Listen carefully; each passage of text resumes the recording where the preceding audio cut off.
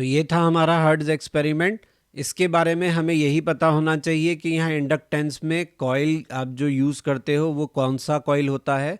तो वो लूप होता है बेसिकली, जो यहाँ पे आप जिसका इंडक्टेंस काम में लेते हो। और कैपेसिटेंस में आप यहाँ पे स्फेरिकल इलेक्ट्रोड्स काम में लेते हो। जो वेव बनती है उनकी फ्रीक्वेंसी क्या होती है, 100 मेगा हर्ट्ज होती है।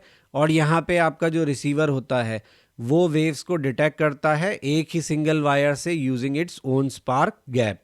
तो ये बातें हर्ट्ज एक्सपेरिमेंट के बारे में है जिनसे रिलेटेड क्वेश्चन पूछा जा सकता है। तो हमें क्वेश्चन में दिया है point source of electromagnetic radiation है जिसकी एवरेज पावर आउटपुट है 8000 वॉट और 800 watt sorry. The maximum value of electric field at a distance 3.5 metre from the source will be. तो एवरेज पावर आउटपुट दिया है, इलेक्ट्रिक फील्ड पूछा है at a distance of 3.5 metre from source. तो देखिए हम जानते हैं इंटेंसिटी होती है पावर अपॉन एरिया। ठीक है, आपका सोर्स पॉइंट सोर्स है तो आपका पावर अपॉन एरिया 4πr²। और यहाँ पे जो आर होता है वो पॉइंट सोर्स से आपका डिस्टेंस होता है। तो पॉइंट सोर्स सेंटर पे रहता है, तो intensity due to this point source हम लिखेंगे power of this source divide by 4πr², जहाँ आर डिस्टेंस है वो हमें 3.5 दिया है। और इंटेंसिटी का फॉर्मूला हमने देखा था अभी ईएम वेव में, क्या था, EM² अपॉन 2μ0c। तो हमसे EM ही पूछा गया है, तो EM क्या हो जाएगा यहाँ से 2p μ0c अपॉन 4πr² का अंडर रूट। इसे सॉल्व करेंगे, p का वैल्यू हमारे पास है, पावर है 800, μ0 का वैल्यू हम जानते हैं 4π × 10⁻⁷, तो 4π से 4π कैंसिल। c का वैल्यू हम जानते हैं 3 × 10⁸, और r का वैल्यू हमें 3.5 मीटर क्वेश्चन में दिया है। सॉल्व करने पर ये हमारा आएगा 62.6 वोल्ट पर मीटर।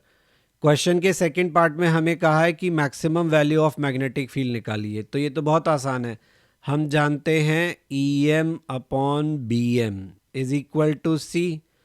तो BM क्या हो जाएगा, EM अपॉन C। EM का वैल्यू है 62.6, C का वैल्यू है 3 × 10⁸।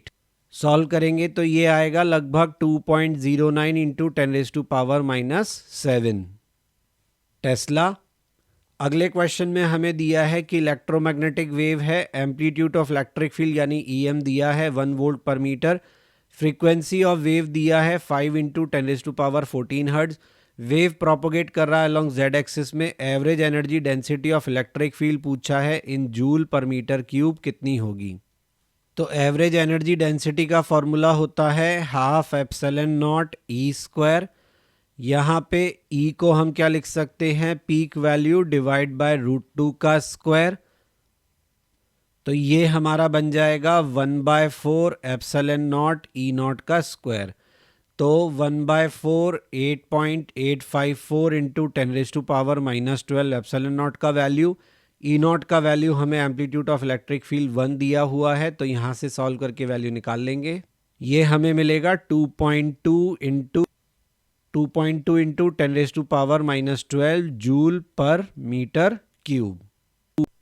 Please like, share and subscribe my channel. Press bell icon for important notifications and update, ताकि टाइमली आपको सभी इंपॉर्टेंट अपलोड्स मिलते रहें। आप हमारा ब्लॉग भी विजिट कर सकते हैं, दैट इज़ क्वेश्चन नहीं बनता blogspot.com, जहाँ पे आपको सभी लेक्चर्स के रिटन फॉर्मेट में जो नोट्स हैं वो अवेलेबल हैं और क्वेश्चंस के सोल्यूशन अवेलेबल हैं। आपको कोई सजेशन है तो आप मुझे मेल कर सकते हैं, मेरा मेल ID यहाँ दिया हुआ है। फेसबुक पेज और इंस्टा पे आप टिप्स ऑफ द डे के लिए ज्वाइन कर सकते हैं।